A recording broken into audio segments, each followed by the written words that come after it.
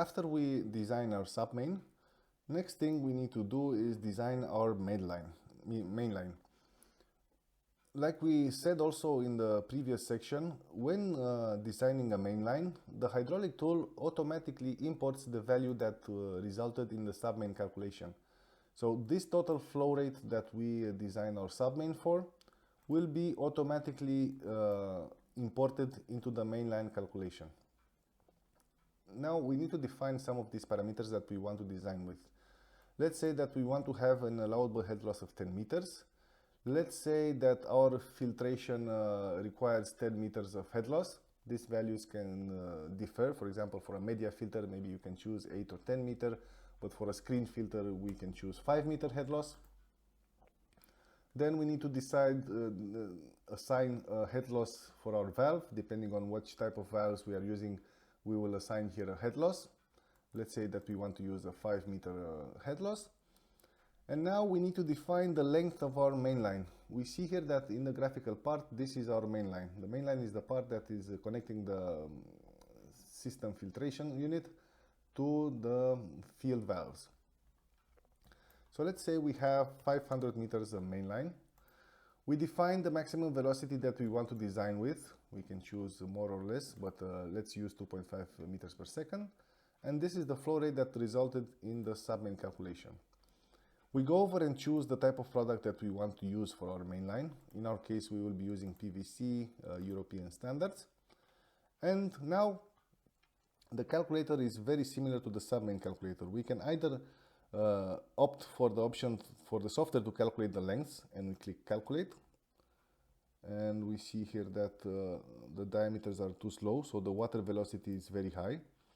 Let's say that we want to have a look at a bigger diameter pipe. Let's say we want to have a look at what is happening. So the flow rate. Let's choose a PN6 pipe and then click calculate. And the software tells us that ideally the most economical option would be to use 484 meters of 125 millimeter pipe and only 15 meters of 110 millimeter pipe. This gives us an idea of what will be ideally, because we all know that in designing irrigation systems, there's always a balance between the cost of the pipe and the cost of pumping the water, because if you go for a big diameter pipe, the cost of the pipe will increase, but the cost of the energy used for pumping the water will decrease. And if we go for a small diameter pipe, the cost of the pipe will be lower, but the cost of energy required to pump the water will be higher. So there's always this balance that we need to achieve.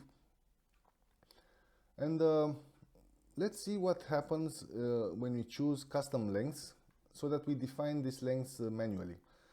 Let's say we want to have 250 meters of 125 millimeter pipe and 250 meters of 110 millimeter pipe. Click on calculate, and we see here that the pump will require 30 meters of pressure, and we see this also in the graphical part. So the pump will require 30 meters. 5 meters will be lost in the filtration unit, because this is how we designed it. In the mainline, we will be losing 13 meters. That's a bit high, so maybe later on we will play again with the diameters. And this means that in the valve we will have 5.8 meters, exactly what we need. This head loss is a bit high, so let's play a bit with the values. Let's say we want to use 400 meters of 125 millimeter and just 100 meters of this smaller diameter pipe, 11 meters. This is smaller, but still higher than the value that we set. So probably best, in this case, probably it's best to use a 125 millimeter pipe for the full length of the mainline. Let's see, calculate. 9.7 meters. So this is a good option for us to achieve our target of having a head loss lower than 10 meters.